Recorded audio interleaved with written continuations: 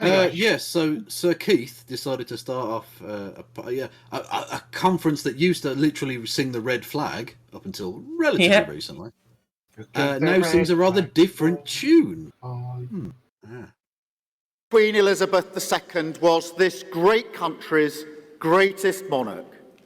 She created a special personal relationship with all of us. No, she didn't. A relationship based on service and devotion to our country. Even now, after the mourning period has passed, it still feels impossible to imagine a Britain without her. No, it doesn't. What are you talking about? What when they say, "Oh, I can't imagine a Britain with why"? We're living in it right now. This is the Britain without her. You don't need to imagine it. We're here. Well, yeah, but look, even on some kind of spiritual level or whatever, like, why? You knew she was going to die. That's what well, it's not just what monarchs do; it's what humans do. There was always going to be a Britain, unless a fucking asteroid struck Earth and destroyed all life. There was always going to be a Britain after this particular monarch, and the next one, etc., etc. I mean, hopefully not too many next ones. Well, ideally, yeah. And also, the best thing is to not get too attached to them, so that when they die, you have a mawkish bootlickery festival that literally puts you to fucking shame in the world's eyes. It is fucking ridiculous watching how much Starmer's completely sucked up to the Queen. I mean, I'm sure you talked about him sending out those messages to his MPs about how they're not supposed to talk about anything, basically, in the wake of the Queen's death. During the mourning period, politicians that they're not allowed to engage in political dialogue. Yeah. Clive Lewis shirked that, actually. Clive Lewis, one of my favourite Labour members. Yeah, he's a good egg. I love him more and more every day. Yeah, I like him too. Yeah. I mean, out of everybody in the Labour Party, that is, he doesn't have a particularly precious high few left. Yeah. After the thing about all of this is what gets me as well. The least smelliest turd, basically. True. I agree with lots of his politics, and he's in the SCG, right? I mean, I think he's just pretty much all good, right? The thing about as good as a liberal who calls himself a socialist can be, yeah, quite so. I mean, he's just a sock. He's just a sock dem, which I can take. Yeah. I can take sock dems. But the thing that annoys me is about the whole fucking Queen shit, right? The thing that annoys me about this is that for an incredibly long time, one of the very few things I actually liked about British culture was that we were kind of reserved about this stuff, and the whole flag waving shit, we found it incredibly uncouth and the purview of Americans only, right? It was always Jubilee, every royal wedding. I understand with the Jubilees, right? If there's a Jubilee and a royal wedding, I mean, that was the one occasion where it ever really happened. But the fact that now every single political party, bar none, apart from the Greens at this point, stands in front of flags day in, day out. That never happened before, right? And now even the Labour Party doing it. See, there's 3 flags in this picture alone that we're looking at. There's a flag in the background, a flag on the pedestal, and then a flag on the sign on the lectern, right? Before it was always seen to be the purview of Americans, and we've just adopted it wholesale now. It's incredibly, it's embarrassing. It's just absolutely embarrassing. It's a bizarre level of jingoism for the Labour Party to engage in. I'd expect it from the Tories. But I mean, it just makes them look like bootleg BNP at this point, And exactly, given their immigration policy is not desperately wrong, And the thing is, the response to this is always, "Oh well, we need to be able to get in the mind of the average voter." Well, by just adopting by adopting every single cultural and political position of our opponents, how do we change anything if we just continually tell our opponents that they're right, that everything that they believe is the correct thing? But if we don't offer an alternative narrative, like Jeremy Corbyn would always say, obviously, bring it back to the Jam Man, obviously. Jimbly Crimbles, exactly. In that, say, I believe in patriotism, but I just believe that you do that by making your country better, rather than assuming your country is good regardless. Yeah. We should offer that as an alternative, but we're not offering that as an alternative. We're offering, the same, just like the flag ranking as the others would get. You ever noticed how there's flags on so much of our food? It's really fucking annoying. I know it's only recently as well. No, it's been a few years now, and obviously all the adverts around British butter, British eggs, British beef. You're just like, I don't give a fuck. I'm pretty sure other countries do beef better. Maybe I want other countries' beef if it tastes better. You know, I just Also, I don't want to support British farmers. They're scum. I mean, But we're just, well, I do. I guess my point is that it's just further, like, we're seeing the slow creep of like nationalism, jingoism, and nationalist indoctrination. And it's no wonder really that a sort of more right-wing Labour Party would take it up, because it seems to be part of the cultural zeitgeist that we're just creeping ever closer towards this insane flag-shagging fucking empire. No, look, I want beef that I can guarantee has BSE, foot and mouth, and the cum of a farmer in its anus. Please. An infected. Are you talking about an infected spinal column in a BAP? Yes. You're looking for Norfolk beef then. 20-foot high chickens. Got chickens that are 20 feet high. I don't know why they're so big. I think beef burgers to ducks. Thing is, I agree with the idea that we should buying British things is good in general, because it means you keep more currency in the local markets or whatever. It means that your food has less miles attached to it, right? It means your food by buying locally and buying within your own borders, that helps make things more sustainable. But we don't need to do it jingoistically, right? Like, well, I'll just be glad if the currency can actually buy any food by the end of the week. Well, that's true. It's fucking... Yeah. Anyway, blowjob for the Queen. Let's go. Hardly any of us have ever known anything else. For us, the late Queen has always been simply the Queen, the only Queen. Above all else, our Queen. Young and I'm proud to lead our party's tribute. Also, what Queen Victoria? Was she not a Queen, Keith? Sir Keith? Sir Keith, please. Let's have some respect. Well, she's Sir Keith Stronger, KC. Queen Victoria was the Queen. The point I think he's trying to is Elizabeth Ayo. Is that she's the only Queen that most people have ever known, blah, blah, blah, blah, blah. She is the Queen to people. So it's very dumb. No, she's not Beyonce. Exactly. She's not Vivian Woolf. Although she very much, the Queen Elizabeth II very much slayed in a very literal sense. So, yeah. She's not MTG No Justice. Right? Very true. Very true. Marjorie Taylor Greene, indeed. I'm proud to lead our party's tribute to her today, because our Queen's devotion to Britain was underpinned by one crucial understanding. She knew that the country she came to symbolise is bigger than any one individual or institution. That is geographically correct. It is much bigger than any one. But even so, like, the idea that, the best thing about unelected heads of state who literally have treated better than us in every single way is that they symbolise a society of people who are bigger than the sum of its parts. Like, this statement is completely contradictory. That makes no fucking sense. Like, if we want to talk about the way in which the country is no bigger than one single person, get rid of the monarchy. Let us all exist as equals in the eyes of the law. Also, how can you start off a speech by saying you can't imagine a Britain without her, and then say that Britain is bigger than any one person?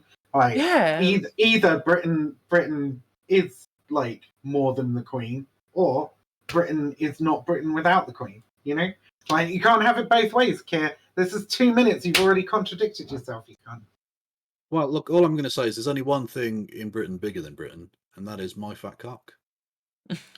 Game, saying that. Between the history we cherish and the present that we own, she was the thread. A reminder that our generational battle against the evil of fascism and the emergence of a new Britain out of the rubble of the Second World War don't only belong to the past, but are the inheritance of each and every one of us. An example that taught us that whatever challenges we face, the value of service endures. You're giving her and a reminder that the creativity, the hard work, the enterprise that defines this nation is as abundant now as it ever was, that the prospect of a better future still burns brightly. That's why the people came in their droves to pay their respects. So conference. They didn't technically, really. As we enter a new era. Like, didn't they project like huge viewing figures for stuff like the royal funeral, and actually didn't get as many people as they expected? Like, didn't people care more about Euro 2022? Yeah, yeah, exactly. Well, and so they fucking should, because that mattered. Oh, it did matter. Yeah, exactly. Like, I was fucking heartbroken when that final penalty was missed. When the Queen died, I thought I could probably crack one off right now. Be right back. Sorry. And I quite frankly, I think that a bigger defining part of this nation's history is Chloe, whatever her name is, celebrating with her top off. Like that's the most quintessentially British thing. We should point out she had a sports bra on. When we say celebrate with her top off, well, I don't. Yeah. Look, people don't necessarily watch these things. I mean, that's true. That's true. Being rude. That's true. Americans. I can't remember the last time Americans watched soccer ball. So. Well, the last time they won. Well, that's Ayo. Let's commit to honouring the late Queen's memory. I do. I laugh all the time. Yeah, it's fun. I have no memories. I have no memories of the Queen. I've never cared about the Queen. She's never played any part. Like literally nothing. What's your biggest memory of the Queen, Helena? Nothing. Literally never cared. Never. I could not tell you a part of my life where she ever entered my conscience, other than to commentate on her as part of my YouTube channel. Like, well, yeah, it's just on the news, and it's usually like, oh, she met some people and shook hands, and Nicholas Witchell like fucking rimmed her arsehole. Like, I don't care. That's not really. That's not something that, like, when senility takes me, the last thing I will remember will not be the Queen. Exactly, same, 100%. Turn up our collar and face the storm. Keep alive the spirit of public service she embodied, and let it drive us towards a better future. That's true. My biggest memory is her killing Diana. Yeah, fact. Which definitely happened. 100%. I don't remember it. I was too young. Oh, you're a whippersnapper, yeah.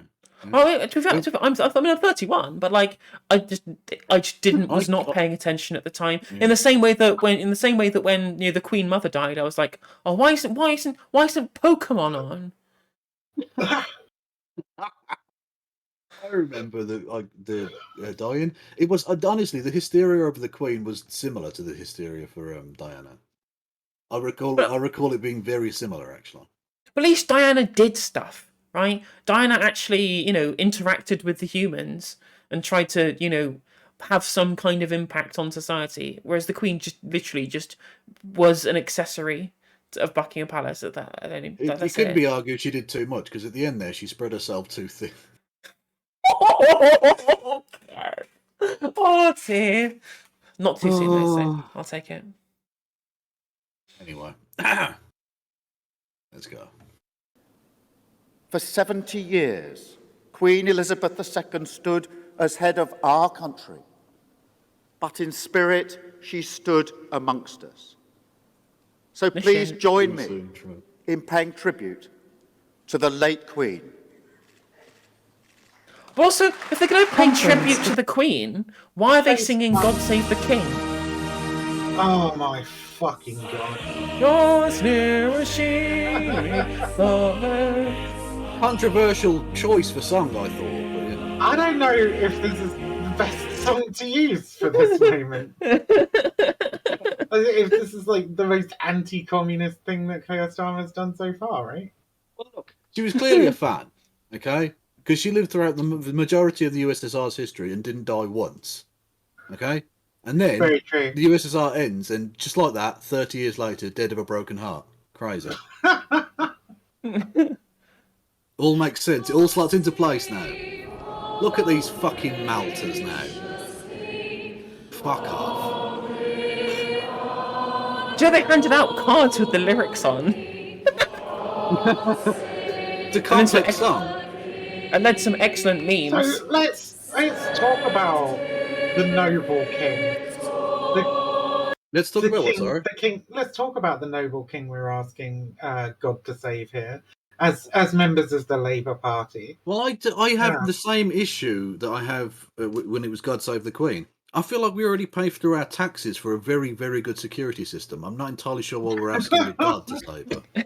That's also a very good point, but I just think it's repulsive, all the shit that we've kind of swept under the fucking rug about Charles. He bullied Diana into a fucking eating disorder, mate. Like, she was told Oh, he's a wrong'un. He's absolutely a wrong'un. He's a gigantic bellend, both physically and metaphorically. Yeah, true. He's an abusive piece of shit. He bullied his fucking ex-wife up until the point when she died. Before she died, he was still stooping the lady that's apparently queen consort now. He's a philandering fucking side chicks of the world abuser. unite. Yeah, he's a philandering domestic abuser, and I think it's fucking disgusting that we're supposed to like worship this man. This man who, by all rights, should have been fucking criminally prosecuted for what he did to Diana, and like I don't know. Maybe they're not going to go after his brother for fucking shagging kids. They're definitely not going to go after that, are they? But have you considered that Meghan Markle smiled the wrong way during one service, right? That's the real issue here. Did you hear about Hatgate? Hatgate, yeah. The hat she wore was inappropriate. The thing is, I'm not being asked to like swear allegiance to or pledge loyalty to or pray for God to save Prince fucking Andrew, right? Whereas like the quote unquote left wing party here in the United Kingdom seems to think that it's a requirement for their fucking members to pray to God to save a domestic abuser, and I'm not for it. Okay, I don't want to. I don't want God to save him. God should fucking damn him. He should damn every fucking domestic abuser. True, but again, he did not step in during the Holocaust. I feel that God is not there or is a massive cunt. Look, I'm not a big religious person myself either. I'm just fucking saying I find it offensive that we're supposed to bow down and worship. Look, he was happy to step in with that Tower of Babel shit, but apparently the Holocaust was too much of a stretch for him, the lad. You know, he was tired, clearly. I just have no reverence for domestic abusers. I don't give a fuck whether they've got a shiny fucking hat on or not. Bro. No. Facts. We've got the cat. Come here. Don't run away, dickhead. Sorry. Yeah, you ran away. Anyway. That's my feels about the Kings.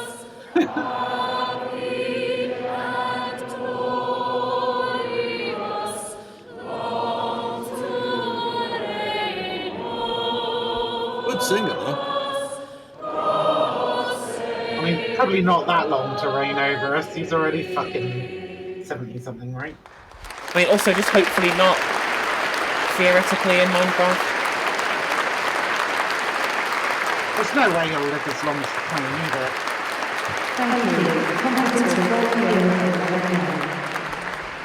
Absolute fucking melters. They can all fuck off. Yeah, it's indeed. We are indeed on the melt terrain. True. I would not. If I was at that Labour Party conference, I would refuse to stand for it.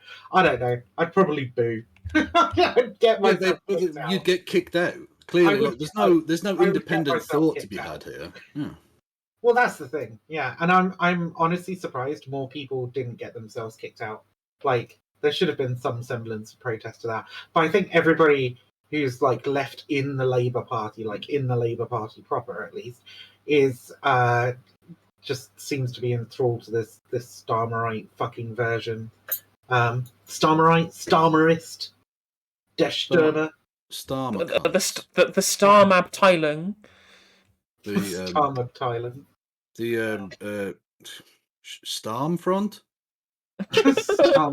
Starmfront. Yeah. The Daily Starmer. Yeah. Keith Starmlin. Starmlin. At least he'd have a cool moustache then. It's depressing to me that there wasn't more protest about that at the time. You know, that's really fucking depressing. embarrassing to me. Yeah, because they are all the fucking same now. Okay. Did you want to show some stuff, No Justice, or do you want to go straight onto the? Just go into what's this, it yeah. called? Yeah. Okay. Okay. I So think- and you go on. Sorry. I was gonna say Angela Rayner, like, she's just the most disappointing politician. I genuinely want to like her, and then she's continually doing things that make me cringe. Yeah. The Stormtroopers, perfect. I love it. I'm going to start using that. That's what I'm going to start calling those cunts on Twitter who pop up every time you say something bad about Starmer and are like, "Do you want the Tories to win?" You're a Tory enabler.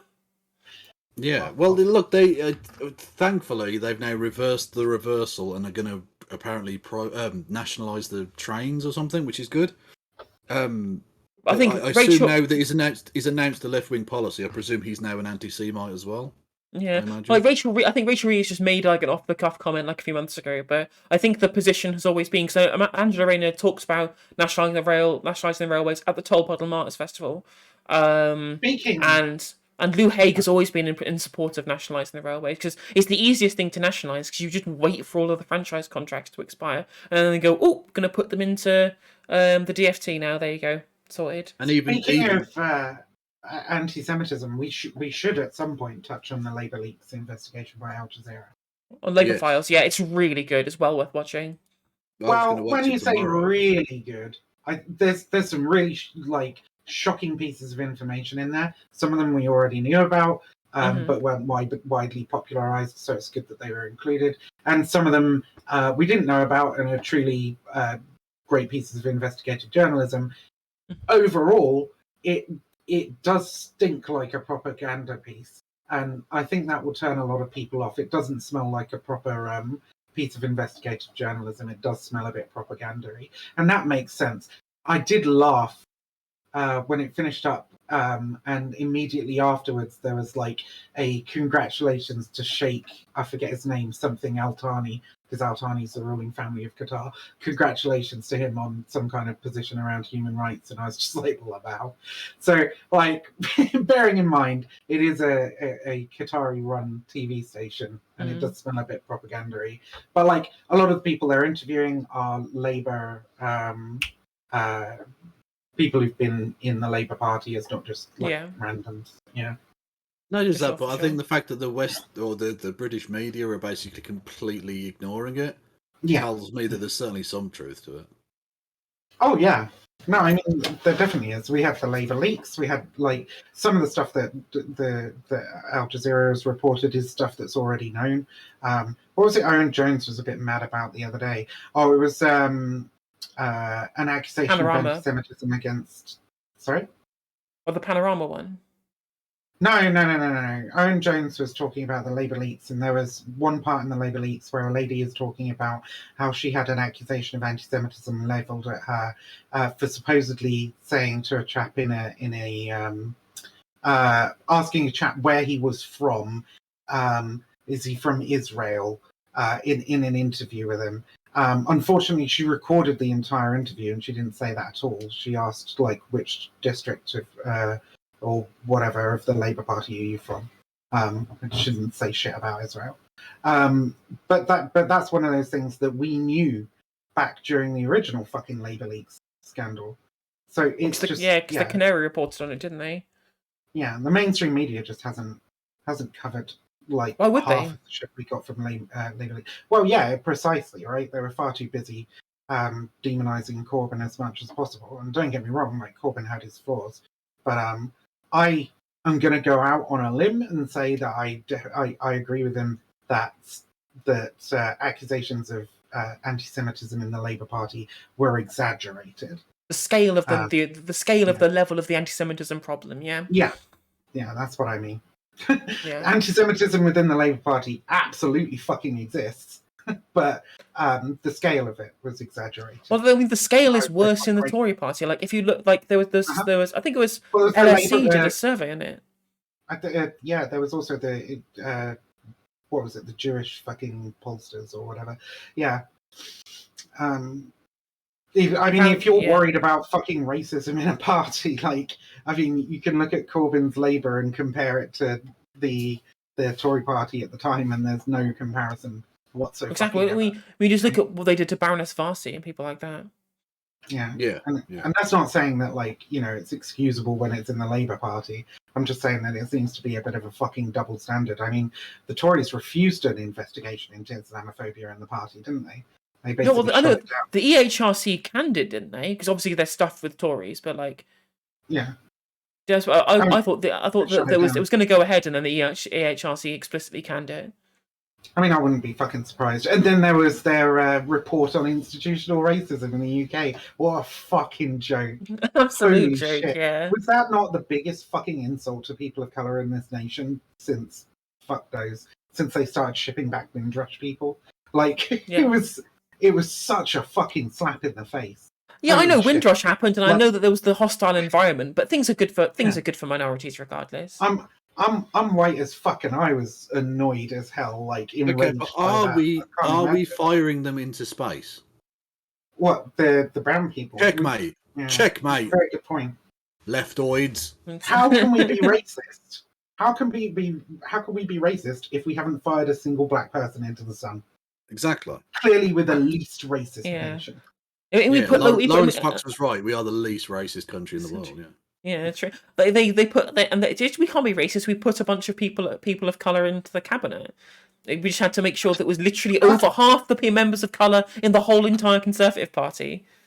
Yeah. Well, the thing is, there's also another double standard in that if a minority gets into a position of power in the Conservative Party, it's proof that they're not racist, or it's proof that they're not homophobic. But if a minority gets into a position of power in the Labour Party, it proves that they're woke, right? This is incredible double standard, incredibly frustrating. And racist, anyway. Yeah. As we saw from the fucking, like, messages about, why do I keep wanting to call her Dawn Butler? She's not fucking Dawn Butler. Diane Abbott. Diane Abbott, thank you. Oh, so all black people look the same to you, do they, Viv? What's happening? Belle Ribera Addy today literally tweeted out a picture of her with Dawn Butler, saying that multiple people came up to her at the conference saying, "Hi, are you Dawn Butler?" Oh. White people, please fucking stop. Oh wait, no, Dawn Butler is black. I got Dawn Butler mixed up with Judith Butler. I'm getting everybody fucking mixed up today. I got Dawn Butler mixed up with Dawn French again. No. They're like similar names, okay? Leave me the fuck alone. So all people called Dawn are the same to you, are they? Is that what? Well, Judith Butler is not called Dawn. Well, she is now.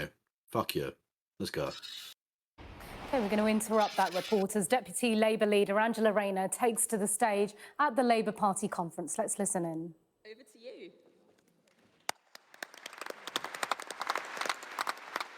Clap, clap, clap, clap. Can I just say, I think girls with like overbites and underbites are like really cute. I think Angela Rayner is kind of cute with the way she absolutely is. Your horny posting for your own time, please. Just a little bit of horny posting over Angela. The horny Rayner. gulag with cute. you. No. She's cute. No. Okay? She absolutely is cute, and you cannot deny it, Kev. I'm not. No. And you as well. The rules apply to all of us. No horny posting. I'm sorry, she's about people jerking off in the toilet. I'm sorry. We can talk about ribbing the Queen. We cannot talk about actual situations. It's a disgrace. I'm sorry. We cannot deny the Gilf effect. I'm sorry. Okay, look, I'm not even saying that like I find her sexually attractive. I'm just saying she's cute. Okay, I think she's got a cool aesthetic. Carry on. The horny panopticon awaits, is all I'm saying. Well, conference, it's a pleasure to speak to you today as your deputy leader and to be back in Liverpool together again after our country has endured all those that we lost during the pandemic. And at a time of national mourning, the late Queen stood for unity in the darkest of times. I'm starting to go off her now. Exactly. does every fucking Labour Party, do they have to all like fucking give the Queen head constantly? Is that just they have to do in every speech? What does that have to do with anything? Why did she have to mention that? They've already sung the fucking national anthem. Yeah, exactly. It's just cringe. It's what it is. It is cringe. Yeah. Scouts are saying quasi-quarting. Quasi-quarting. Fucking quasi And public Quarton. duty, above all else. This is her legacy. For many, this time has been a painful reminder of losing a loved one, as too many of us did during the pandemic. For others, it's a moment to reflect. For me, I think of a lifetime of public service and the legacy we all leave. Yeah, Now, our duty 100% dry to the now. next generation is to shape a future that is brighter than the past. That is our task this week, to set out the future. No, Sundry Clown, no. We're not doing horny rehabilitative justice here, okay? Feel like somebody shoved a rice cracker up my cunt. Good. Sorry. Future that we should face and that should face our children. Because, conference, I see too much lost potential. Britain deserves better, and I know we can do better. Just look at this government's record since we last gathered in Liverpool just 4 years ago. 3 different leaders, a catalogue of sleaze, waste and lies. Cummins, Patterson and Pincher back to the hilt. Chris Grayling, Grant Shapps and too much Matt Hancock. Far too much Matt Hancock. Green cards and non-doms. Tree houses and even tractor porn. Breaking the law in a specific and limited way. Queues at the airports, chaos at the borders, mountains of PPE unfit for use, billions in fraud written off, sewerage in the rivers, a Prime Minister hiding in a fridge, 3 sleaze watchdogs out in the cold, and the Bernard Castle eye test, the Downing Street crime scene, broken swings, wine stains, sick on the walls, 126 fines. More than anywhere else in the country. Rules made, rules broken, Partygate, Wallpapergate, too many gates, too little, too late, mate. True, there was a touch of John Cooper Clarke there. Absolutely. Good reference point. I think with the rhyming at the end, they should have had a beatboxing. It would have been better. Well, I reckon Keith's got flow. I reckon he could have been definitely. a hype man. Definitely. Quite. Just chime in at the end of every sentence. Yes, well, tractor porn. Does someone want to explain tractor porn to a viewer? Some Tory cunt was looking at porn on his phone in the computer. Neil Parish, that's the one. Yeah, he was looking at porn on his phone in the House of Commons, and he got caught out, and he said that he'd accidentally found the porn site whilst looking for tractors. Yes. Cornhub. I personally prefer Cornhub as the name for that, but I just think it's really obvious he was looking for trans porn. Yeah. Tractor, trans, True. It's fucking obvious. I'm sorry. True. And every single one of these cunts is jacking off over us. Look, a fascist congratulating another fascist. Awesome, thanks. Congratulations to Giorgio Meloni. Fuck you. Absolutely. Awesome. I'm sure she's going to come back on a plane talking about peace in our time or something. Brilliant. Can't wait. Fuck off.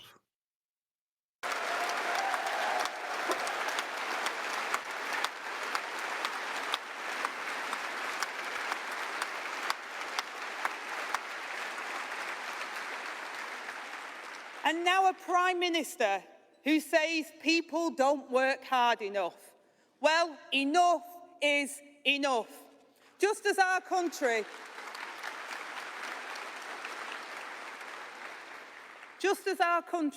was desperate for change in 1997, we need change now. Because Britain is at a cross.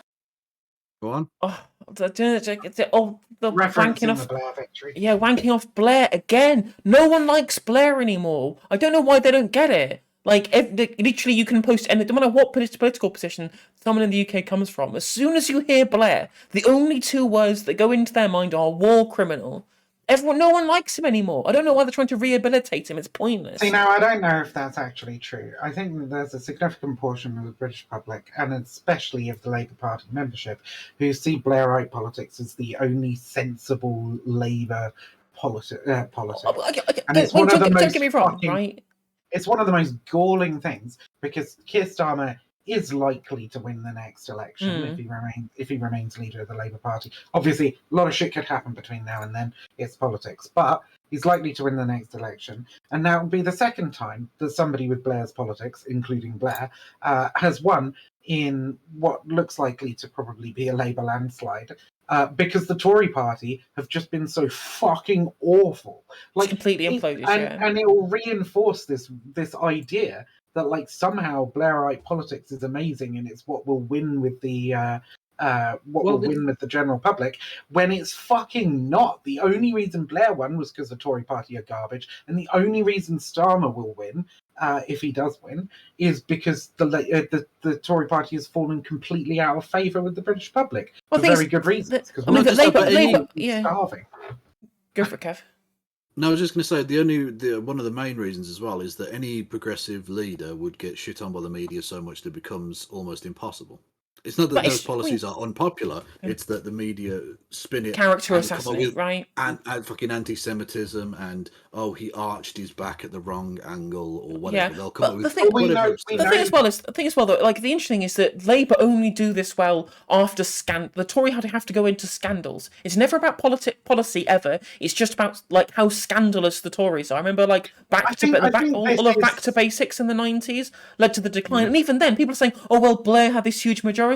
He inherited a 20-point lead from John Smith anyway, right? Like this idea, and you're absolutely right, Viv, that they somehow get this kind of affirmation that Blairite politics is somehow successful when it's just it's all been this kind of confluence of stuff happening at the same time that's allowed it to win the way it has. The problem is, right, so the Tory party slides right, and when the Tory party slides right, the Labour Party slides right. When the Tory party slides right, they slide right over the edge into insanity, right? And that's what's fucking happening right now. That's why we've got the batshit insane Liz Truss. So the Tory party sliding right, the Labour Party sliding right, the Tory party falls out of favour, the Labour Party is there to pick it up, but the Labour Party has already slid right because of the general kind of fucking atmosphere of British politics at the time. It's not pure coincidence. It's like, this is just how this shit works. But we know that those progressive policies that like Corbyn proposed are extremely popular with the British public. Yeah. We know that people are like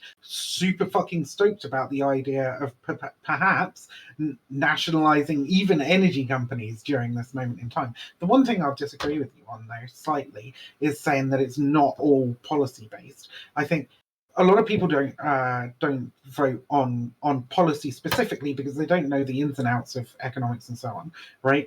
But I think the cost of living crisis has got so fucking severe at this point that it will be about policy, because the people who lived through this winter, and possibly even the next winter under a Tory government, not being able to fucking heat their homes, barely being able to afford food, not being able to feed their kids, not being able to keep the lights on, etc., etc., etc., right? They're going to be voting based on that.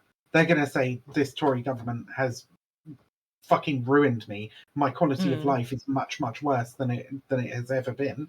And so I want something else, you know, and they'll probably take pretty much anything else that will promise them some kind of change, which is worrying. I mean, that's where you get your fucking Trumpish cunts from, isn't it? But yeah, well, 100%. Super Tansky is calling for a general election, so that's not happening then. Definitely not. Definitely not.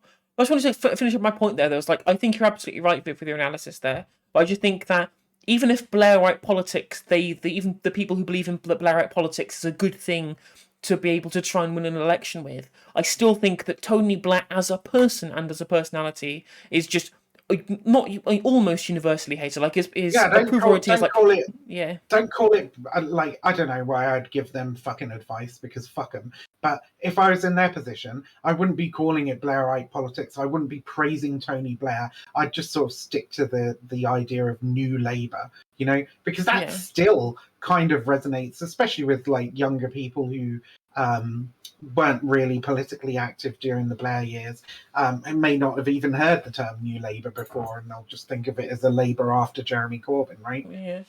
Or it'll be, or there'll be a bunch of middle-aged, middle-class people who'll relate it back to, oh, look how much property wealth I gained during the Blair years, right? Yeah.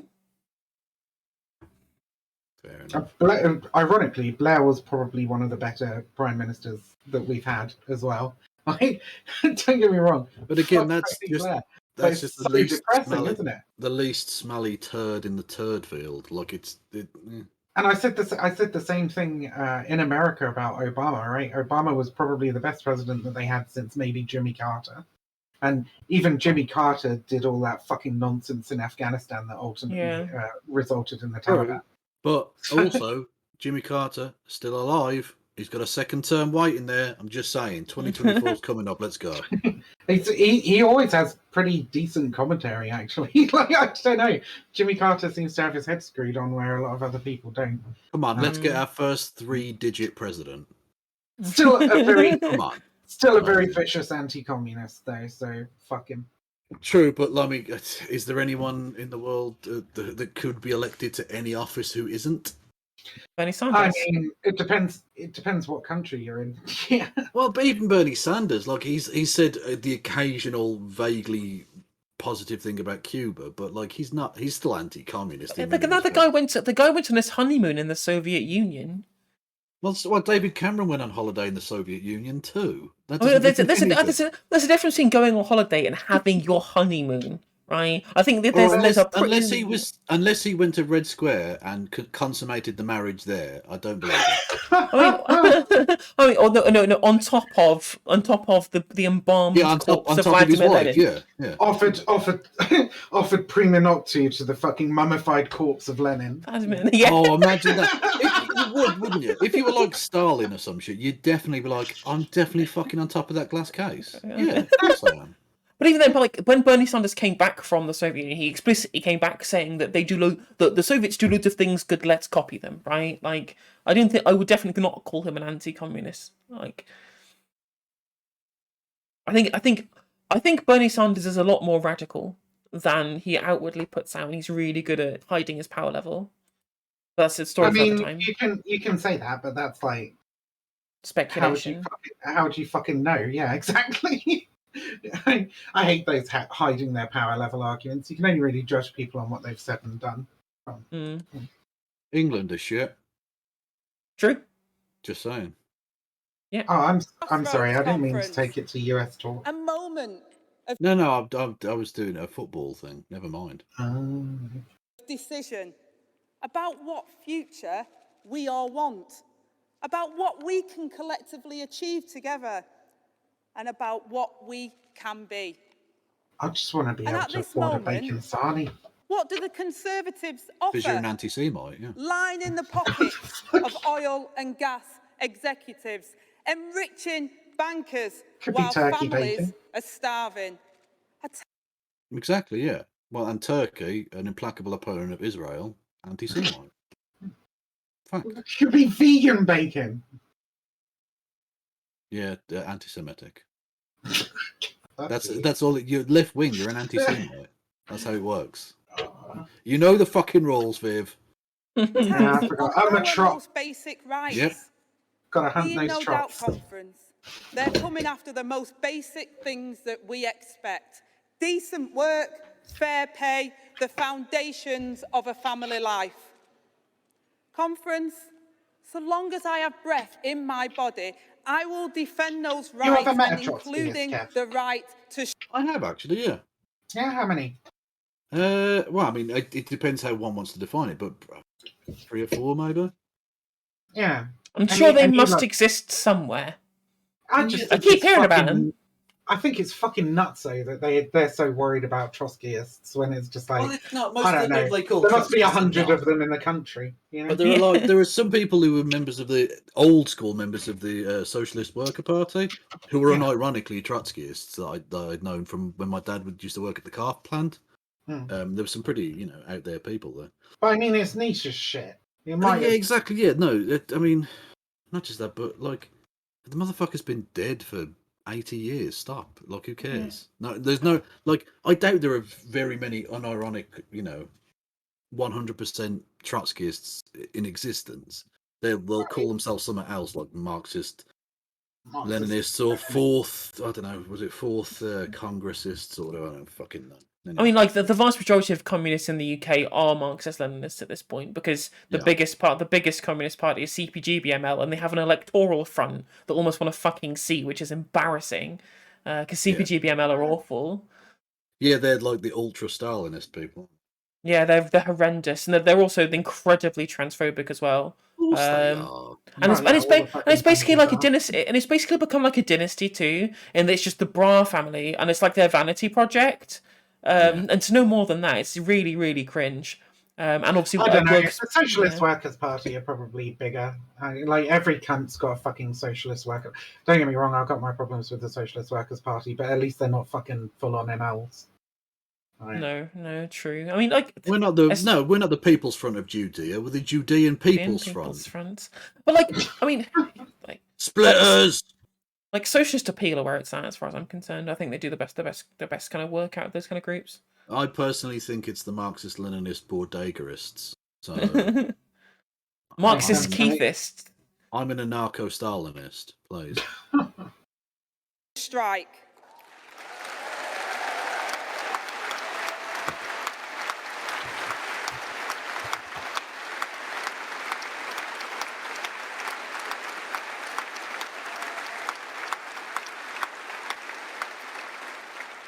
And when in power, we will repeal the anti-worker and anti-trade union laws this Conservative government has enacted. All of it. Why the fuck does a pot of tartar sauce cost $2.35? Jesus Christ. Are you doing your fucking shopping? Yeah, sorry. Carry on.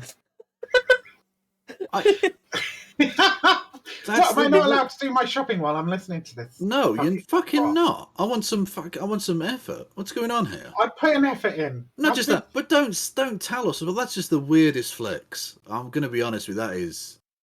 No, I'm not buying this tartar sauce. I've found some cheaper tartar sauce. You're not even buying it. You're not even buying it. Yeah, I'm just saying, £2.35 for a jar of tartar sauce. This is the cost of living crisis. What are you having tartar sauce with anyway? The poor, oppressed tartar sauce touché. Consumers of the country. Yeah, frozen whitebait is incredibly fucking cheap. You can just get it out of the freezer, stick it in some oil, and it's great. It's a really good source of protein for people who are. And omega 3 and 6. I only eat the flesh of my enemies. Okay, edgelord. Exactly. What if whitebait are my fucking enemies? What if I just really fucking hate sardines? What have they done to you? Wait, is it sardine sprats? I don't fucking know. I'm pretty sure they're just. Reminds me of the George Bush quote when he said that I believe that humans and fish can coexist peacefully. I thought, did he think we were at war with the fish at some point in the past? I mean, I think we might actually be. We do kill a lot of them. It's very one-sided as wars go. I don't know what the fish are doing in response. They're not exactly firing back, are they? They're very pacifist fish. They need to get back and see those finned cunts. Yeah, true. I didn't realise we had such land-based bigotry going on. You don't fucking. Oh, sorry. That's an old meme. Get back in the sea, you finned cunt. The Tories are not on the side of working. Has Kev not seen that video? Because it's fucking brilliant. Oh yeah, it's the greatest piece of stand-up of all time. Yeah. What is it? Fucking. It's the same set as It's Stuart Lee's comedy vehicle, and it's him taking the piss out of UKIP guy, Nick Clegg. Not Nick Clegg. Not Nick Clegg.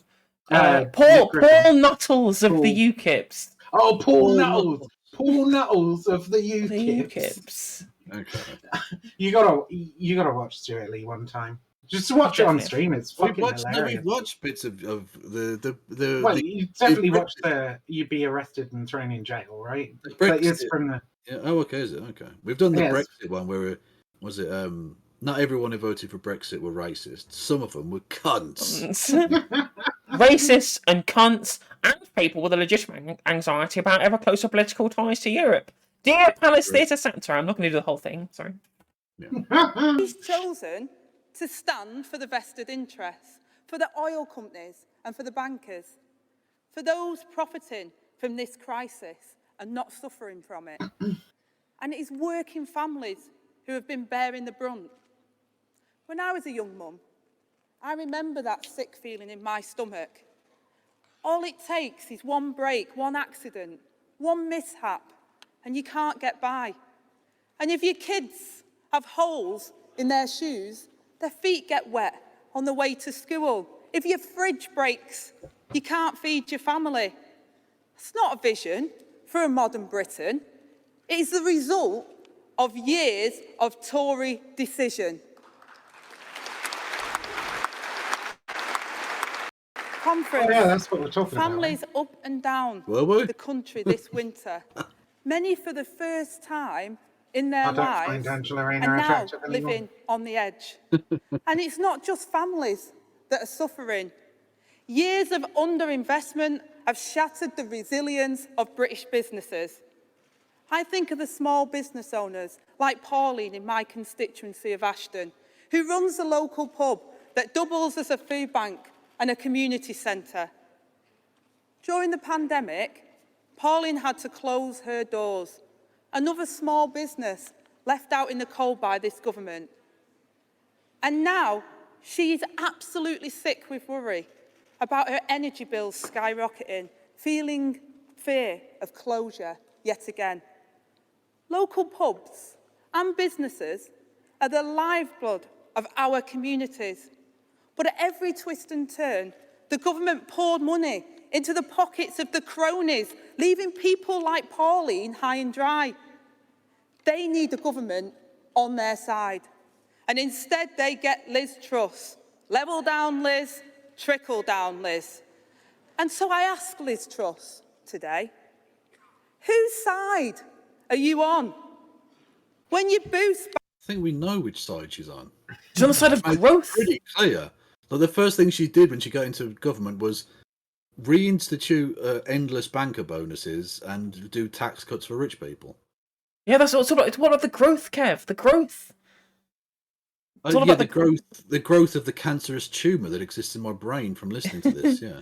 Yeah, quite so. It's Well, unfairly. it's interesting. It's interesting. We're 7.5 minutes in, and we've had the Tories are bad. The Tories are bad. The Tories are still bad, and we would scrap the anti-trade union laws. Almost halfway through the speech, and it's just been non-stop. The Tories are bad, and this is why, and no actual vision, no alternative proposal. True, but in bigger news, England had just equalised 2-2. Oh Jesus, that was quick. It was quick. It was. Mason Mount as well. I can't believe he's done something. I've always thought having sex with Mason Mount, would that be nominative determinism? I think so. I think that's how that works. Anyway. bankers' bonuses, but force working people to carry the can for the energy crisis. Whose side are you on? Using the pandemic to pile billions into the bank accounts of cronies while nurses wore bin bags. Whose side are you on? When you say the working people of this country need more graft, then deprive them of the fair pay. Whose side are you on? Conference, I'll tell you who was on my side when I needed it the most. A Labour government was on my side when I had my first baby and nowhere else to turn.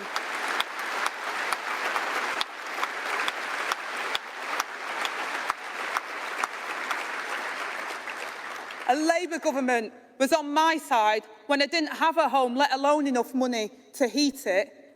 And a Labour government was on my side when I wanted to be a good mum to my kids and improve their lives. And I promise you this, Conference, that when I'm Deputy Prime Minister, a Labour government will be on your side too. How? How are you going to be on our side? And give us a reason why we should trust about why you should be on our... Nothing. It's just... we will not do the bad things, but we'll do the good things. Okay, brilliant. Well done. Yeah, just a cheeky little policy would be nice. Maybe. Quite, yeah, exactly. I And the don't thing know. is, it's I not don't know like how you can to say, get "Oh, over they're saving all the big policy announcements for Keith's amazing closing keynote speech," because it's going to be shit as well. Yeah. I don't have any fucking policies because Keir Starmer's too afraid to like take any kind of radical stance because he knows that like right now all he has to do is sit there and do fuck all. And make sure nobody steps a foot out of line or says anything too crazy, and it's fucking, you know, it's game, set, and match, isn't it? Like, Yeah, true. Look, literally, the so far the priorities are king good. That is it. That is the policy so far. King and Queen good. King and Queen good, yeah. Tories bad. can't forget the Tories back. Now, to be fair, the Tories are bad. That's not a policy. No, it's It's just true. a very basic piece of analysis. Yes, It it's does seem to the be. It does seem to be policy that Tories are less bad than they used to be for the Labour Party nowadays, which is a little alarming Because because they have taken on a number of stances on things. point. Yeah.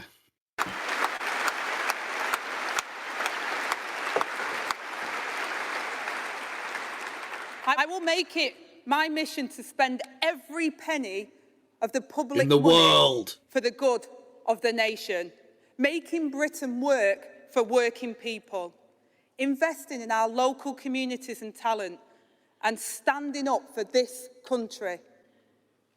Just as we were in 1997, we're now at a crossroads. The moment of choice is upon us, our movement to show our country what we can do together. You're the next crossroads Labour and a government choice will between pump money red back into neoliberalism the and pockets blue of local neoliberalism. communities, the people who built Britain.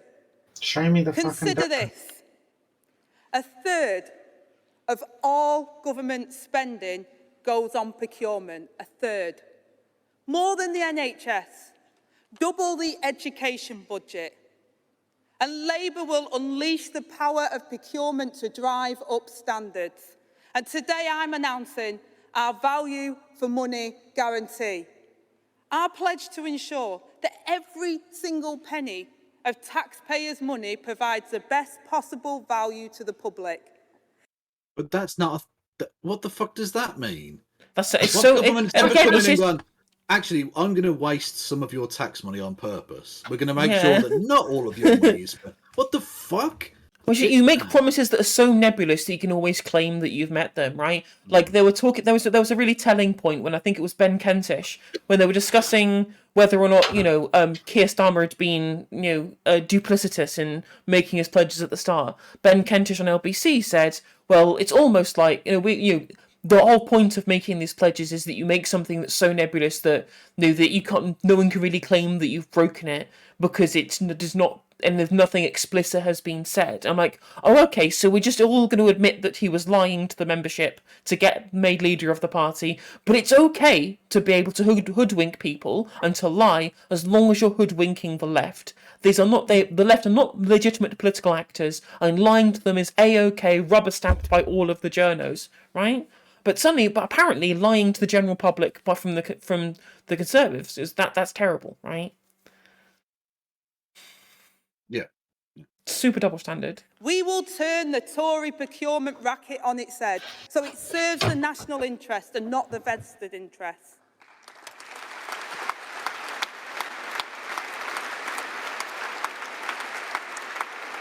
Did she just say for the many, not the few? Our 5.9 No, because that would be anti-Semitic. Please.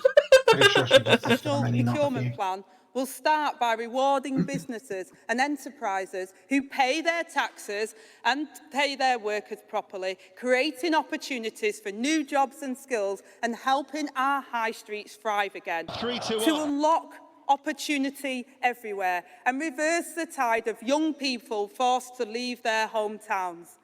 Hand in hand with Labour's Green Prosperity Plan for green growth across Britain. And second, we will give small enterprise a level playing field at winning contracts. Where the Tories handed billions of pounds to their cronies with links to tax havens, we will ensure local businesses are no longer shunted to the back of the queue behind giant corporations with more form fillers than they have workers. We will cut red tape and streamline their bidding process, giving small businesses... Yeah, like administration is a job as well. Yeah, true. Yeah. But but have you not heard though? Unless you're like someone who wears a hard hat and picks things up a lot, you're not part of the proletariat anymore. I know that because Logo Deedler said it on Twitter, and you'd understand that if you read books. It was the funniest tweet I've ever seen. Did you see what the baristas aren't proletarian? Yeah, did you see that discourse? Yeah, again, same guy, Logo Deedless as well. That's literally the same guys who also tried to, somehow tried to claim that Hitler was an anarchist. It was the craziest tweet I've ever seen. England are now 3-2 in the lead. Absolutely outrageous activity. Honestly, I think Tottenham style. Yeah. Anyway, a genuine shock. It will no longer just be the giant corporations with the glossiest leaflets that wins. Everyone will get a fair chance. Those who put into the system and uphold good standards will be rewarded. Now, the Tories had a VIP lane. Their donors, cronies, firms with Tory MPs on their books, or anyone who could WhatsApp Matt Hancock. Also, the other thing as well is that there's what we've got now as well is the Labour Party explicitly saying, "Oh no, we're the party of business. We're the business. But are we happy to be online with business?" Oh, brilliant. Okay, so it's my choice at the next election between the party that cares about business and growth or the party who cares about business and growth. Yeah. Well, there's no distinction between the party anymore. Just literally, we will do neoliberalism, but nicer. We'll be nicer with our neoliberalism. We won't be corrupt. We'll do exactly the same, have exactly the same economic policy. You see what I mean? Like that they're explicitly courting like bourgeois money. Yep. Labour sources tell me they are making more money from corporate sponsors and exhibitors at this year's conference than at any time since 2007. Including the Royal fucking Mail, whilst the workers are on strike for overpaying conditions.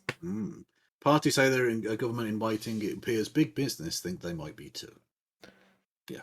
Well, there you go. It puts it better than I ever could, right?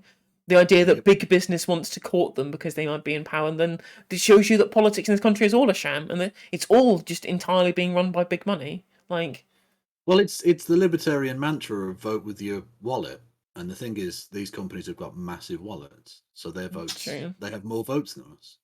Yeah, that's very true. That approach entirely. The only fast-track lane I will allow is for local businesses and enterprises who create wealth in our communities and contribute to a fairer society. The VIPs on the Labour conference will be all of you, the British public. You can't even make it so that your own members are in control of your own policy, let alone making the general public in control of the policy of the government, right? They don't care about democracy. Like, at the same conference where they refuse to be able to let the Green New Deal be able to run their motion at one of the things that they had going on there, because they don't care. This democracy is like, and then parachuting in their own candidates instead of acting on the judgment of the CLP in those constituencies, right? Like, I mean, yeah, go for it. No, go on. I was going to say, like, the main thing that's come out of all of this, right? That's come out of all of the Queen stuff as well, as I've just realised British people don't care about democracy. They don't care about it. They've never cared about it. They don't axiomatically believe in democracy as being a good thing. They just don't. They don't care that one woman was elected to be Prime Minister out of 0.01% of the population of the country. They don't care that an unelected monarch has been in, gets put in the place that they have, a place of power that they're in, and they don't care about the fact that their workplace is authoritarian either. Like, unless it's a referendum, in which case they really care about democracy, which, as they should, right, absolutely fine. But unless it's entirely direct democracy, they do not care, and they don't care. They just don't. It's incredibly frustrating. Real. Well, let's be fair, it was also a referendum on getting some of the darkies out of the country, right? Whoa! Spicy gamer moments. What's happening here? I mean, sorry, I wasn't really using that as a slur. It's just whatever. Let's still be careful, shall we? Sorry, I mean some of the brown people. Getting some of the brown people out of the country, which is basically why everybody was so fucking excited about it. I'm sick of pretending Brexit wasn't all about just getting rid of brown people. Like, it was. No, some of them were cunts, and some of them had legitimate grievances. Legitimate anxieties about ever closer political ties to Europe, yeah. Facts. But yeah, apologies, I probably shouldn't use that word at all, even in reference to that. Well, you are British, so I assume you're just very racist. No, we're the least racist country in Europe. Least racist country in Europe. I mean, you're British too, Kev. I've got an Irish passport. I've got a gay jail-free card. Literally, I might have to escape if they ever try and draft me. Fuck that noise. My dad literally said that once. He said, we went through the rigmarole of getting us those passports because he said, I'm not having you fighting the fucking British Army. Yeah, like we get to the point of having the draft for Liz Truss's like pole bounce war. Yeah, exactly. Yeah, we're going to invade. Just flick through the polar eggs. Paraguay. Let's go. Kiribati. They bring it back under UK control. Well, let's rebuild the British Empire. I mean, India's going to be a difficult one at this point, I feel. But we'll start with the Pacific Islands, right? We'll take Nauru away from Australia. Exactly. Fiji, I reckon we can fuck Fiji up. Yeah, definitely. Good and proper. And thirdly, we will raise standards across the economy by clawing back the public's money from those who fail to deliver for taxpayers. And we'll plough that money back straight into a dynamic, ethical local enterprise fund. Quality and innovation, not failure, the fuck does will that mean? be rewarded. And by striking off failed providers, we will help local businesses thrive. Never again can we see a repeat. Is that the same kind of thing when the Blairites said they were going to have an ethical foreign policy and invaded Iraq? Well, it's interesting how she's not saying we will stop private provision of public services. She's just saying we will also do private provision of public services, but better. I'm thinking someone in your chat, actually, Kev, was talking about how they should scrap PFIs, which obviously, we've not really had much PFI investment recently, but they've not done that because gilt yields have been incredibly low for the past, since 2011 or whatever it is. But they may be at the point where the Labour government feel forced to take out more PFIs because government borrowing in the form of bonds is going to be too expensive, which would be absolutely nightmarish because we literally just, in perpetuity, go PFIs followed by austerity over and over and over again until the country collapses. It's going to be it's incredibly frustrating. Of the scandal that has seen Tory ministers write off £10 billion on unused PPE they bought with our money, defective, substandard and unfit for use. We'll give the Tory sleaze merchants their marching orders.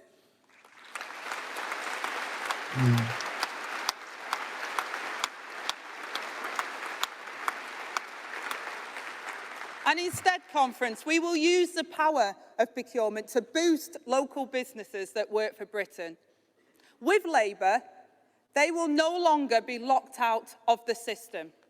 And fourthly, we will guarantee transparency about taxpayers' money and how it's spent through a public dashboard of government contracts.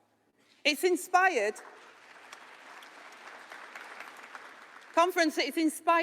by Ukraine's anti-corruption blueprint. Even Jesus Christ. We're taking advice on anti-corruption from Ukraine now. Is this how far we've sunk?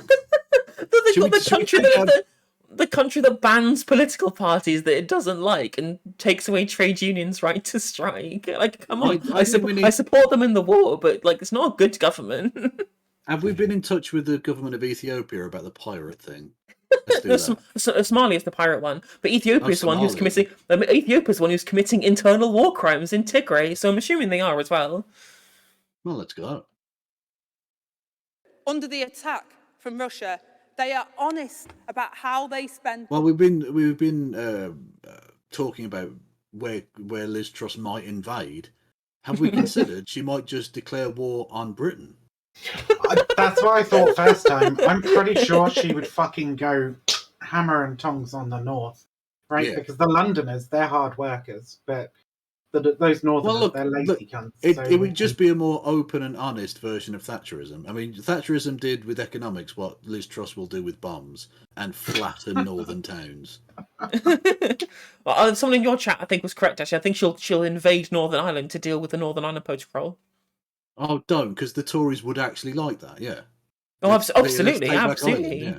absolutely. She'll want to provoke war across the Irish border by screwing up the ECJ and the Good Friday Agreement deliberately, so that she has to send in troops. Literally, sending troops into Derry all over again.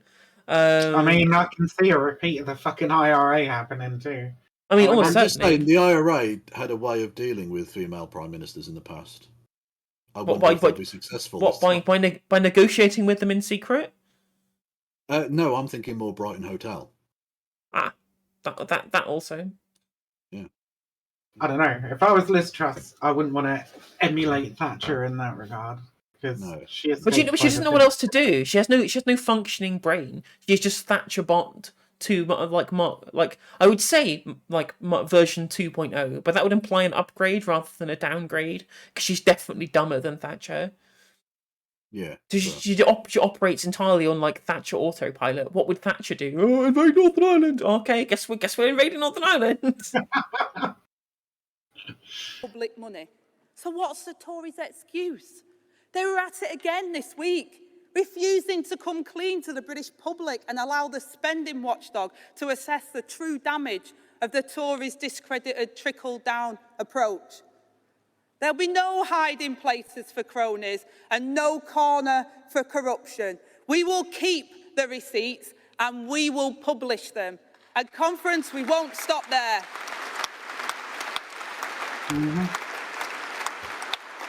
This is some fucking insipid shit, man. Also, the scale of what they're doing here, right? In that they obviously, we know there's huge amounts of corruption in government, right? At least in Australia, when Labour were running against the coalition, they explicitly ran on a platform of creating an independent anti-corruption commission, essentially to investigate their political opponents for to try and get them done for corruption, right? But they're not even doing that. They're just going, well, we'll do a dashboard where you can look at the contract. No, get these people, get these people in the stocks where they belong. Do you have some gumption? Well, this is not. There's no gumption here. This is the most spineless opposition ever. Yeah, def gumption-free zone. Bro. It's more forest gumption. Forest gumption. Workers who are creating Britain's wealth, demanding better for our people. Which brings me on to outsourcing. Conference. The Tories have become too dependent on handing away our public services on the cheap, and now we're all paying the price. We will oversee the biggest wave of insourcing for a generation. Woo! Hey, boy. I'm excited. Considering they've been in a generation, they've all been massive outsourcing governments. So you literally, it wouldn't be that difficult to be the biggest insourcer of jobs. Like one job would fulfill that criteria, I think. Yeah.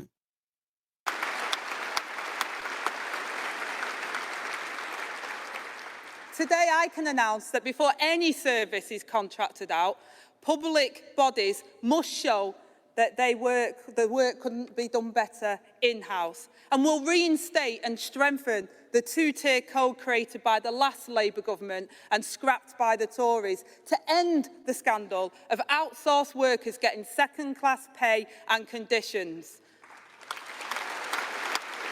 There's nothing solid. There's no solid policy there. It's just we will do good thing. It's really hard to find shit to commentate on because it's just how are you going to do it? It's so vapid. Yeah, what mechanism are you going to use there?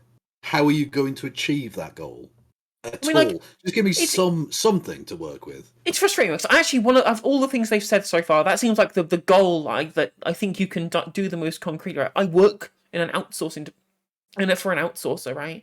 And our paying conditions fine, but nowhere near as good if it was done in house. In fact, someone who used to work at the company that we are outsourced from, actually got paid 40% more than we do because they're working in house. Obviously, that's just getting mopped up by the outsourcers. That's reasonable. It's a reasonable prescription for her to make. But again, you're absolutely right. She's not told us in what way that they're going to get there. Yeah. By the way, 3-3 was the final score. Cracking second half. England are still shit though.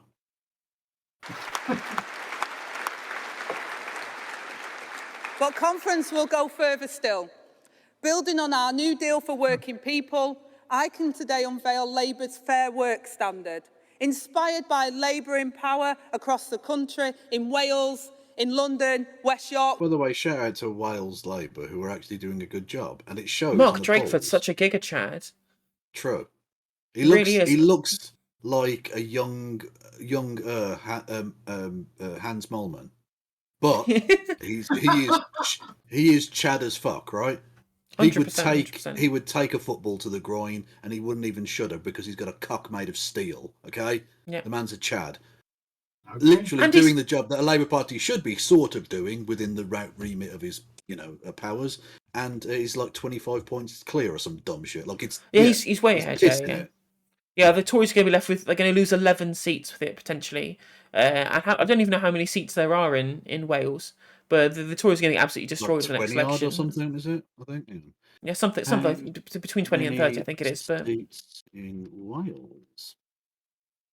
List of parliamentary constituencies in Wales.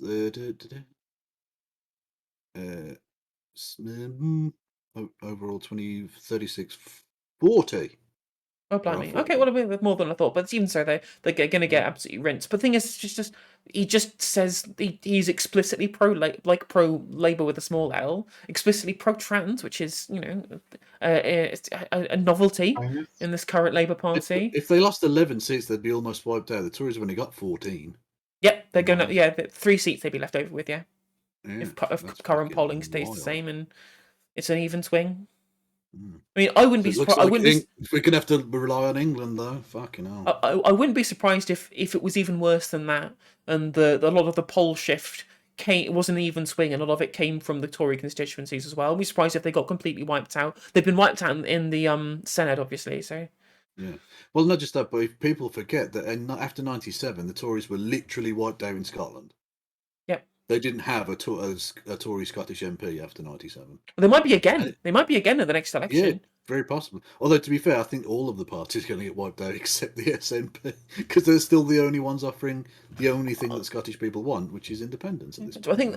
I think my prediction is going to be like 47 SNP, 3 Labour, 2 Labour, 2 Lib Dem, something like that. It's going to be. It's almost unthinkable in recent politics for the Labour Party. If they only have 2 Scottish Tory Labour MPs, and for them to form a government would be almost impossible.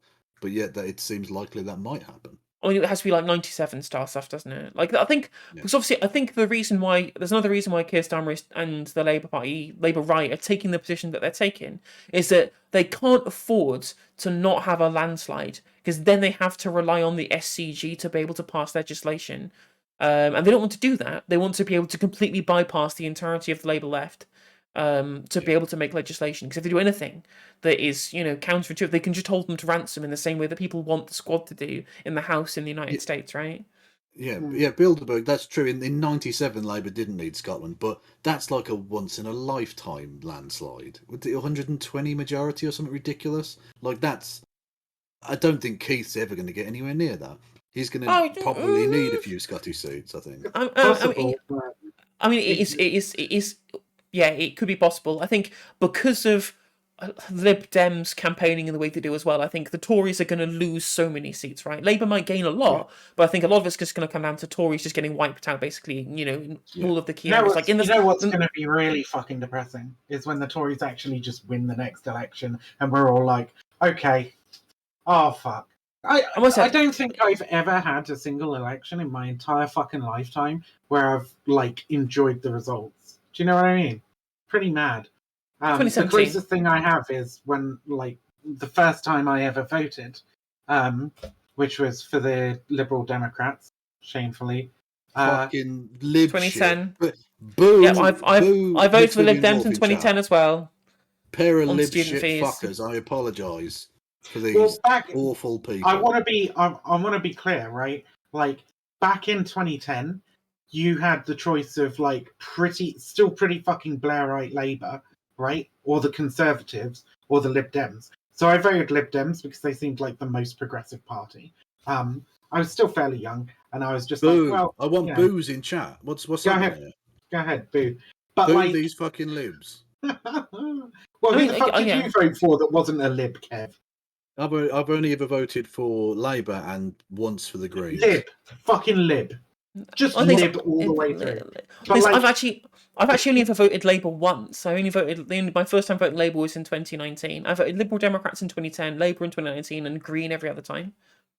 I Actually, voted Labour for Corbyn.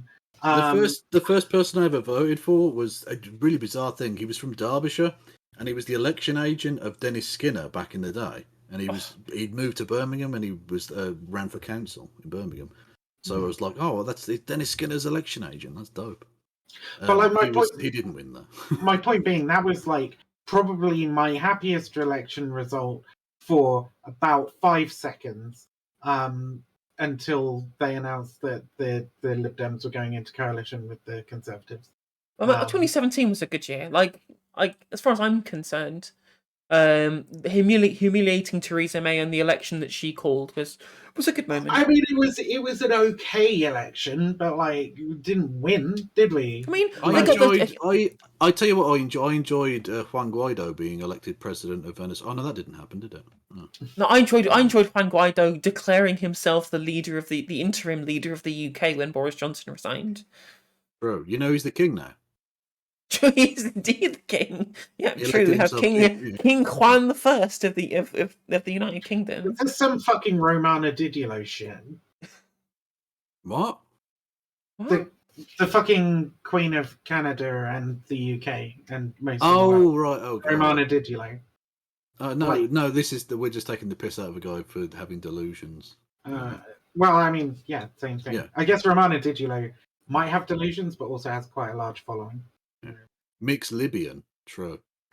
Well, that just sounds a bit ethnic at that point. Yeah. Yeah. Right. Well, they definitely not become Prime Minister.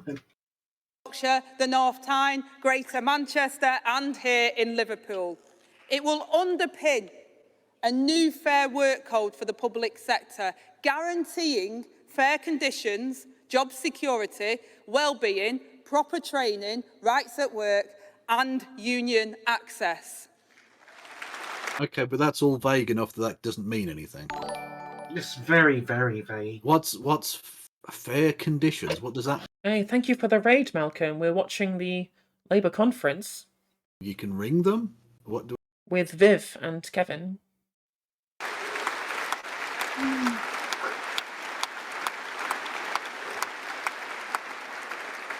And we will also create a fair work gold standard to champion the very best of employers. And the Labour government... Is that like the gold standard lesbians? Is that... Oh, that's a different thing, isn't it?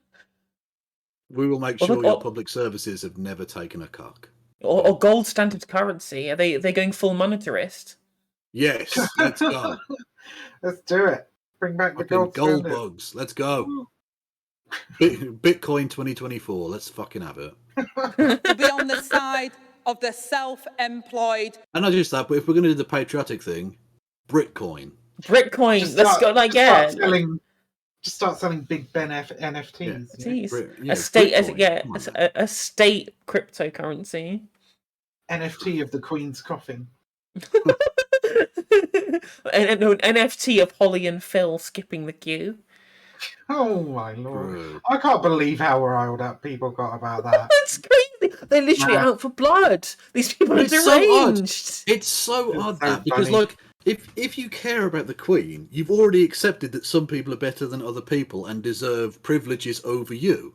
Yeah. So why would you then get mad that these people are considered better than you because they're richer and famous? Therefore, they get to jump the queue. Yeah, but they're not royalty, are they? See, that's They're the thing. TV royalty.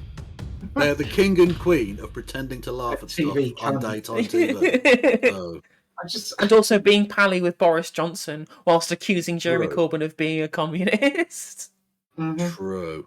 true. And an anti-Semite, because, obviously. Yeah. That's So, right. How many times did you say anti-Semite this stream? A lot.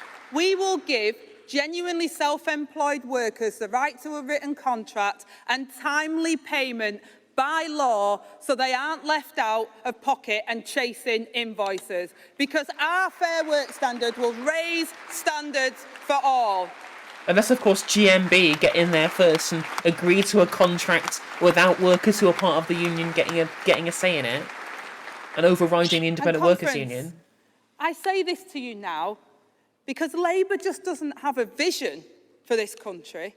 We have a plan. And we have a plan to grow. No, you don't. You've not shown us a greener plan. Economy. Show us have the a plan, plan. Angela. What's the plan? No, they do have a plan. Just honestly, it's just it's top secret. Honest, mate. Honest. Top secret. Trust us. We do have a plan. We do. To be fair, the plan, it does exist, and the plan is neoliberalism, but without the corruption. Literally, it's just the Tories but nicer. That's all they're proposing. Yeah. Basically. To rebuild trust in public office and to clean up politics. We have a plan to unleash the potential the Tories have held back for far too long. And a plan for Britain means we'll rise to the occasion just like we did in 1997. Because the Conservatives, they've made their choice, they've chosen their side, but we are on yours, and we are ready to lead this country to better. A Labour government to unite this country through the darkest times ahead. A Labour government to hand power back to the people and the places that once powered Britain. And a Labour government that will always be on the side of working people. Unless, of course, they're on the side of business. Are you on the side of business or are you on the side of the working people, Ange? Gotta choose one. Businesses are working people, so checkmate.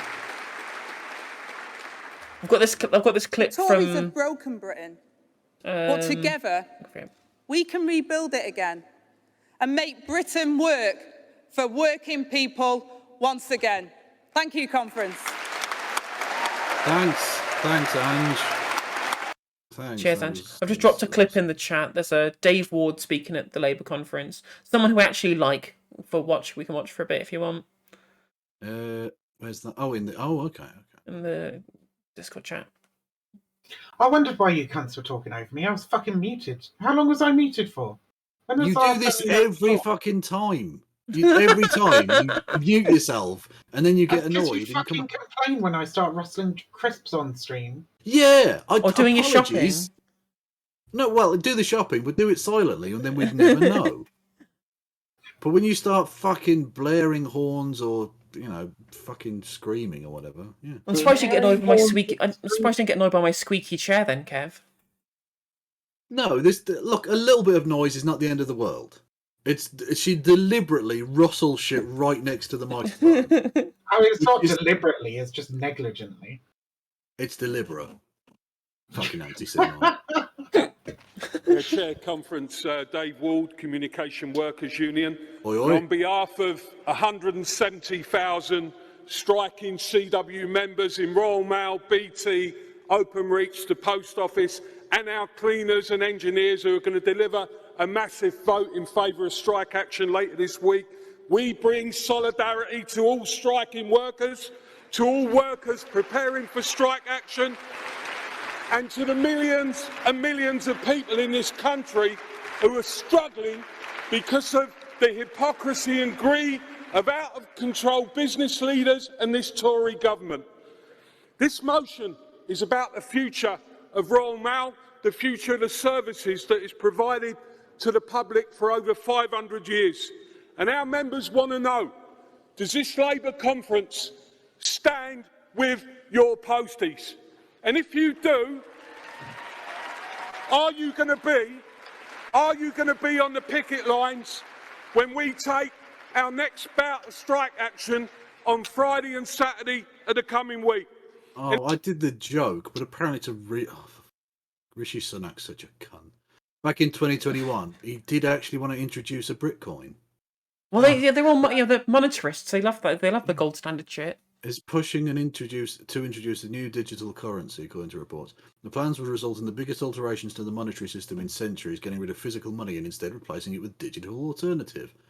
They're beyond. Like, I was doing a really silly thing. Like, I was saying, what's a really dumb thing that no sensible government should ever fucking do? And Rishi Sunak actually proposed this as a policy. Well, El Salvador style. Rishi Sunak also proposed re-education camps for That's true. for being un-British, right? I'm looking forward to all of the liberals who are finding their good Tories to support.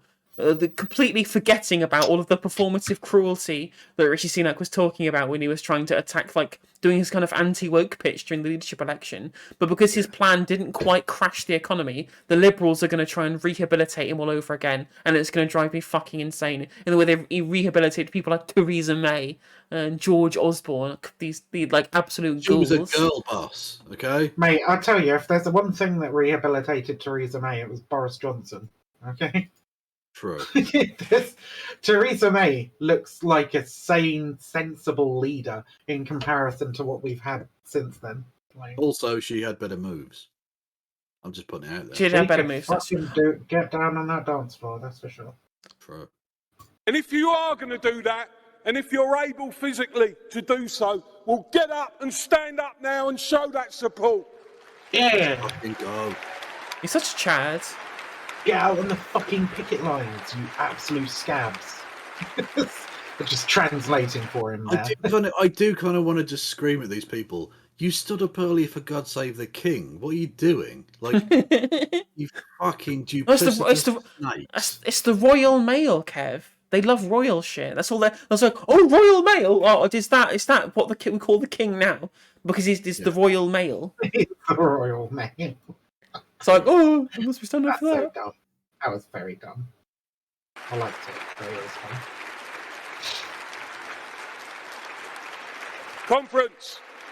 Conference. I think that's now official Labour Party policy. and I think Keir will come and join us on Saturday morning in his own constituency outside Mount Pleasant. We'll get a bacon butty ready for him. Keir, let us know. Anti-Semitic dog whistle. Oh, God.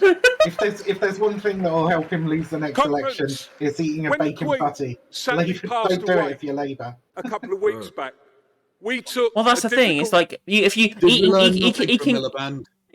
eating bacon sandwiches as a Labour leader has disastrous consequences. Although to be fair, it's Keith, so do you want him to be PM? I don't know. But I'm enjoying, like, obviously CW have been talking about. I will take you 100%. over pretty much anybody in the Tory leadership at the moment. That's the most depressing thing about all this. Fuck Keir Starmer, fuck him into the dirt. But, like, I'd much rather have Keir Starmer than anybody I can think of that would. Yeah, but you're a fucking lib, obviously. Yeah, clearly. Number one lib on Twitch. True. Thanks. I'm enjoying the snide comment, though, right? Because obviously CW have been talking about. I mean, there's been ruminations of the idea they might be disaffiliating, because obviously, you know, they're coming to the union leaders coming to loggerheads with Keith over policy, and then literally coming down after Keith banned people from going to join the picket lines, going up on stage at the conference, inviting him on the picket line. Perfect, love it. True. Also, it's so strange to me that the trade unions would be looking to disassociate from the Labour Party, given that the Labour Party have done nothing for them for the last 40 fucking years. What are you talking about? They're the party of the worker. Bro. You are. And also the business and the king simultaneously. Yeah. Well, the king is a proletarian, really, when you think about it. So he's an employee of the state. Exactly, yeah. He's like a postman or a school Usain teacher Bolt. or a nurse. It's exactly the same. Exactly the same. Yeah, Basically, exactly. just to build it. Decision for our members who were taking strike action the following day to cancel that strike, because we thought Cancel culture. that was the right thing to do to represent what the Queen had done in her service, but also the connection with Royal Mail. As I said, over 500 years of connection of the Royal Mail. Unfortunately, the CEO and the Royal Mail Group Board did the complete opposite. They called the union in disgracefully, and they told us that basically they're declaring war on postal workers. They ripped up, served notice on all of our agreements, and they're basically doing that to get at postal workers in order to bring in P&O style contracts going forward. And I say to Keir, if you believe in the sovereignty of this country, don't worry too much about whether people sing the national anthem. Oh, Get out shade. there, show your support, and that you're going to save the Royal Mail. Shade. The shade in this speech is just chef kiss. It really is. Conference, this motion calls upon Labour to do a number of things. Firstly, to immediately register their opposition to the dodgy deal that's going on at the moment, where the government have called in a private equity investment group who want to take a controlling stake in Royal Mail.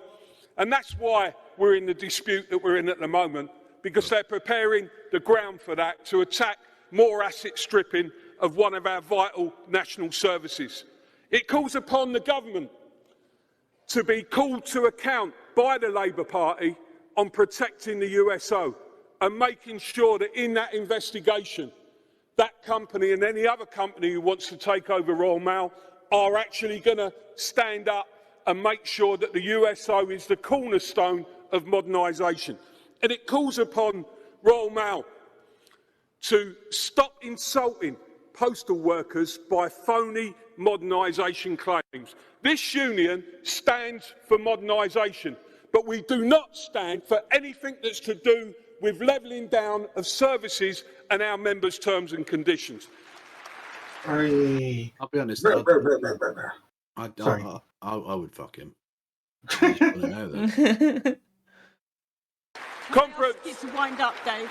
Finally, the motion calls for the next Labour government to bring back Royal Mail into public ownership, to reunite it with the post office, and to set up a post bank. And I'll finish on this. I'll reiterate my previous statement. The last time we moved this motion, within a couple of minutes, Chuka Umana, I don't know what happened to Chuka, but he was the shadow biz secretary. He went out there. He shat himself. Went to work for a private equity firm. He went on TV and he said, yeah, that... Of course it is. A Blairite cunt, yeah. Yeah. Naturally. Oh, change UK. Brexit. Well, they were going to be the next government, right? Yeah. Right. Motion's been carried, but we're not going to do it. I'm here to tell everybody in the Labour Party today, postal workers ain't going to put up with that type of disgraceful behaviour again. And Conference, I know you're not going to put up for it. I move support the motion. I would suck him dry. Thank you, Dave. Just putting it out there, I would absolutely desiccate him through the balls. It's also good to notice that the people in the conference are all standing in support there, right?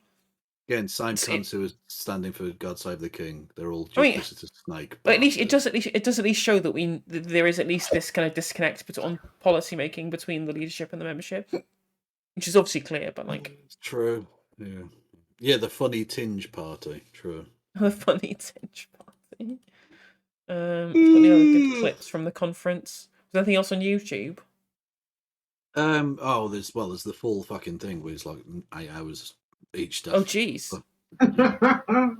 No, thank you. Yeah, no, I think unless you've got anything else you wanted to throw into the mix, I'm spent, if I'm honest. Have I got my watch later? Dave has finished me off. Also, future YouTube viewers, if you enjoyed this segment, which I will upload to YouTube after the stream, you can like, comment, and subscribe. If you click the bell, it'll notify you when I go live, and you'll also become a member on YouTube for 99p to get access to the wonderful chat emotes that you'll have seen down that side and then sometimes down that side, depending on where the chat is, from people on Twitch, because YouTube people get the same emotes, but for cheaper. So thanks to everyone who subscribed on Twitch during the stream, yeah, but with regards to YouTube viewers in future, I will see you on the next segment.